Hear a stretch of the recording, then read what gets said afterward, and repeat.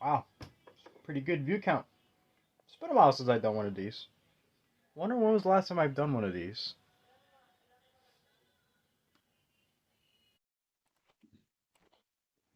Uh, oh, uh, yeah. So kept you guys waiting long enough, huh? All right. Uh, on to the next one, I guess. Hey, what's up, you guys? My name is Josh. Welcome back to another toy review, and today we're here to take a look at the Ultra Monster Series number 60, Gudon. Alright, so of course we got another classic kaiju on the roster, and this one first appeared in Return of Ultraman, episodes 5 and 6. Of course, basically same episode as we meet Twin Tails, because long story short, the series has sort of this kind of weird rivalry. I don't know, rival. Wow, rivalry. I apologize, guys. Rivalry with each other, basically. Okay, so to make a long story short, Twin Tails and Gudon, both of them not really the best of buddies, to say the least, though, which is, I guess, kind of interesting because even after Return of Ultraman, we would eventually meet these guys again in like Ultraman Mebius, Ultra Fight Orb, and even though technically they don't really like each other. I mean, it's kind of ironic that they would kind of also team up at the same time, almost. I mean, it's kind of hard to really say. It's like a bad relationship, pretty much. Gudon is quite the character. Quite the character. Also, I do apologize. It's been like so long since I've done this, and trust me, this is actually our very first tour review of the year, which is kind of unfortunate because it's been about a month. We're in February, but hey, better late than never. So of course, before we continue with the review, let's take a look at the tag. Because the way that these figures work, these are vinyl figs or like soft dolls. I forgot what the proper pronunciation was for these figures, but basically, they're made up of a very soft, pliable plastic. It's a very weird material where it's sort of caught in between being hard and soft, so they don't always sort of had that same consistency. But to say the least, it must be easy for mass production. So long story short, you don't really find these figures in carded boxes. You just kind of find them like this with the tag hanging and all that. You could definitely check out my playlist of the toy reviews where I've reviewed a couple of figures that did had the tag on them, and I didn't rip it up or took it off yet. So if you guys want to take a look at that, you can definitely check it out on my channel. I think there's like 54 reviews, well, not counting this one, because by the time this thing finally records and it's all done, who knows? This video might get released like at like midnight or something. Who knows? So of course, let's take a look at the tag. And okay, I don't like this. It's like they use a picture from the episode straight up, so it's like I don't know. It's a little blurry, but you could kind of see him, fighting Jack right there. But I don't know. It's not the best picture. I don't know why they didn't just use a picture of Gudon by himself, but hey, it's whatever, I guess. I mean, they need to get him on that profile pic somehow, so it is what it is. And of course, as you can see, this is number 60, which is kind of ironic considering that Twin Tails was actually figure number 59. So okay, that's pretty cool. And of course, we got the back of it, which is some jargon. I mean, I don't know any Japanese, so I don't really know what this says. So I do apologize. And then of course, there is nothing in the inside. It's not like the movie Monster figures where I know that they put some more writing in it, and so also I'll definitely decide if I'll start reviewing this figure somewhere in the future. So until then, let's take a look at Gudon. So just to kind of get a good idea how he looks, I'm just gonna put some of the pictures on the side. Just to kind of get like a sort of nice deep comparison to how he looks, because one of the best things about these figures is that they definitely look spot on. How they definitely appeared in their TV show counterparts, and they definitely nail it down. Like it looks, they always look pretty accurate for the most part. Well, usually, but you get the idea. It's not always gonna be perfect, obviously. So this figure, we'll definitely go over some of its flaws, but of course, let's take a look at the sculpt. So he has that sort of bumpy texture. I just love sort of the spikes that they kind of implied here, you know. I mean, they're not like super pointy, but like you could definitely feel them a little bit when you just, you know, when you grab them and all. Uh, of course, he got that nice like rubbery sort of look to it. I mean, these are guys in suits, you know, these are actors in it, so of course you get like that weird sort of like sensation. It's like you know that like you know that it's a suit, but at the same time you know that it's a, you know, a monster with like pretty rough skin. I don't really know how to really explain it. I mean, if you look around like in the neck area, you can see all the wrinkles and all that. So, you know, I mean, I really do like how they imply that. Oh, and I just noticed right now, even the eyes. Like, look how you can see the pupil a little bit in there. And I don't know why my lighting went down like that. There we go. It looks really nice, though. You know, I remember getting so excited the day I got this figure. I remember too. It was like one of the first times, like when I bought this figure on eBay, and he came like super fast, and I was like, wow, you know. But it looks really, really nice. Of course, you know, these figures never fail when it comes to their designs, you know, from like kaiju, you know, like from the suits to the actual physical form of the figure. So it gets everything right for the most part. I don't think there's any sort of issues with it exactly. I mean, I highly doubt it, but like, I mean, I don't think people complain about the tentacles being too short or anything like that. I mean, unfortunately, when it comes to the Ultra series, they're never really too consistent with their continuity because there's always going to be something a little bit off. So I'm not too sure if this is like the right length or if it should have been longer or so. I'm not too sure. I get the feeling that it definitely does changes from time to time. I mean, it's kind of similar to characters like, you know, Zedon to a certain extent, where we meet Zedon, you know, from Ultraman, and then when he does come back in Return of Ultraman, he's all like shriveled up, you know, shriveled up, you know, and I mean, it looks like ass. I'm not gonna lie. The suit looks like. I mean, it's very obvious that they just kind of reused it. You know what I mean? Because of how beat up it is. And then they try to pass it on that it was kind of on purpose because technically that's him in a zombified form. But whatever. We're not talking about Zedon no more. We're talking about Gudon. And for the most part, design wise and all, it's good. You know. But what about the paint? Because yeah, he get all those browns in there, sort of. I mean, he's just one solid color of a very, very, very light brown.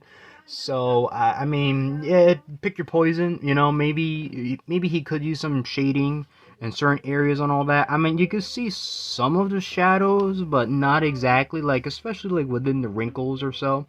But it's not too noticeable. So I can't really give the benefit of the doubt there. Obviously the biggest downside, this one you might pass it on, I'm not too sure, is obviously the linings, as you can see like right here, like you see where the lines are where my fingers is, that's supposed to be painted like gray or black. It's not supposed to like be a very plain color like that, you know, if that makes sense. For some odd reason they did add it in the chest area, as you guys can see right here. They actually did painted that black mark right there, you know, so I'm not sure why they didn't do it with the rest of the figure, if I'm being honest. I mean, it is what it is. It doesn't ruin the figure, but obviously it might be an eyesore for some people. I mean, I'm not exactly sure, but you know, I mean, it is what it is, you know, I guess. He's still a good looking figure, so I try my best not to critique it too much to those categories, because often we will see figures where the sculpting is good, but like the paint is like really, really bad. So trust me, there's gonna be definitely you know, times like that. And of course, articulation wise, he has 3 points. The arms can move, you know, if you want him to just kind of whip it, you know. I said whip it. Sorry, I'm not funny. You know, and then the tail. Tail does move full 360, which is very good. And of course, you gotta watch out for the waist area. I mean, the waist is glued in there, you know, for the most part. So obviously, it's not meant to move. You're not supposed to, but it does give you that idea that it's supposed to, but it doesn't. We do see that from time to time. I'm not exactly sure how that really works, you know, within like in the factories when they make them, or like manufacturing. I honestly don't know. So unfortunately, again, I don't really have much of a answer for that, you know, because you know, I almost forgot to compliment on the horns actually, because the reason why I wanted to talk a little bit about this is because I'm kind of surprised that my figure in particular has survived for this long without any sort of damage. And the reason why I'm mentioning that, and I kind of want to zoom in just a little bit, it's because obviously this doesn't happen all the time with these figures, although unfortunately it has happened to some of them, like you know, my Zedon figure. They get like little smudges, so that way some of the paint does come off. I have not suffered that issue so far, and the tentacles are also fine. They're still in their nice sort of dark gray. I just thought I kind of point that out there because obviously the horns, they're not super pointy, but you know, I'm just saying if he were to like fall off from like far away or so, and if he hit, I don't know. I don't exactly I can't really say for sure how it happens, but I thought I'd just kind of let you guys know, just so you could be on the safer side, because I always try my best to protect these figures. And most of the time, these toys are not fragile. They're very nice. The quality is that good, but obviously, you know, because of their soft vinyl plastic, you could warp them too. So if you do plan on getting this figure, just hope that he doesn't end up like in a squish box or like in a fumble like package or something, because that's going to be your only enemy pretty much. Speaking of enemies, let's go over the the height difference. Let's take a look at his pal right here. We got twin tails, and I should say the sizing, it's about right. I think it's okay for the most part. I mean, it's weird because technically he should be a lot more taller, but this is okay too. I mean, I don't know. I mean, I'm kind of 50-50 on it because, again, the sculpting definitely matches the character. It's just the height. And, you know, of course, the paint that kind of gets in the way a little bit. And, you know, just thought I kind of show it off because this was the last figure that we reviewed. We took a look at it last year before the end of the year.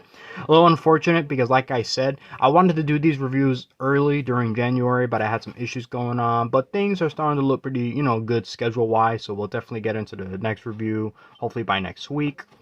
And, you know, of course, he's actually made of a much more softer plastic just to kind of show how he, you know, how these toys kind of function in case you're ever curious to getting these figures, because they're very, very fun to have.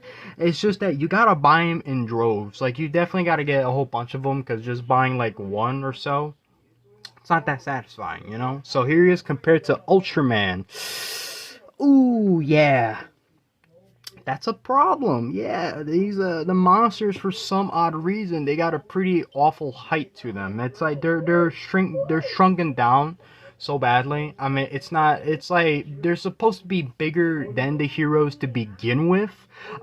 So if we're lucky enough to at least get them to the same height, that's great. But as you can see, Gudon unfortunately suffers with that a lot. He's definitely much more on the shorter side, which for some collectors that might be kind of a downer. And I know what you're thinking, Josh, that's Ultraman. That's not Ultraman Jack. Where's his ass at? Come on, let's compare him. And I would compare him to Ultraman Jack, but if I'm being honest with you guys,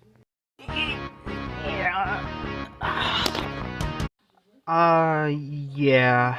As you guys know, I'm not the most tallest person in the world, so literally it is so hard to reach up for these figures, and Jack is like in the back of all those other Ultraman figures I have. And yes, don't worry, I will review a whole bunch of those in the future, you know. Listen, I know I put these videos out pretty late, but I never say never to those, so trust me. There are certain figures I can't really review, but don't worry, I would definitely tell you guys for sure, you know, so we don't gotta worry about that too much. So let's go over more size comparisons, just to be random. Some turtles, why not, you know? So here he is with the movie star Leo, but this is the reissue version.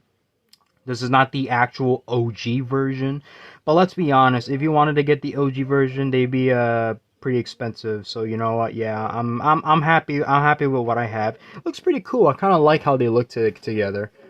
You know, it'd be nice to have more like Ninja Turtle villains, like kind of like this. I don't know. I mean, with the new like series premiering on Paramount Plus, who knows? Because the toy line is technically not over yet, because the show is supposed to be based off of the, you know, the Mutant Mayhem film. And of course, now let's get weirder. You know, let's get even weirder with the comparisons. Here he is with Mouse Jaw. Yeah. All right. Bet you guys didn't expect that. I mean, he's pretty tall, as you can see, so that's pretty good. All right, and then of course let's also compare him to Pigman. if you don't know who he is, don't worry about it. We'll definitely get to him somewhere in the future. Yeah. Did I forget to tell you guys I started collecting Masters of the Universe figures now? They're pretty cool, not gonna lie. So yeah, there is my review of Gudon. So of course, I guess my final thoughts. I'll give him a yeah, 9 out of 10. I think it sounds about right. Honestly, everything else is fine. Like I say, it definitely matches his appearance pretty well. Obviously the paint, when it comes to like the black lining in those areas or so, it's not too annoying. I mean, it does get a little bit annoying after a while, especially considering that he only has just that one area, but one's better than none, I guess. Still a weird design choice, but whatever. We got a cool looking figure at the end, so I'm okay with that. And of course, a couple of things before we end the video. I just want to say that. What was that? Did you guys hear that? Oh, what's going on? Jesus, it even knocked over my set. I swear, it wasn't me this time. Something's going on. You guys hear that? Yo, Gudon, wake up. Damn it, am I in an episode of Ultraman right now? I think we gotta evacuate that. Oh, shit.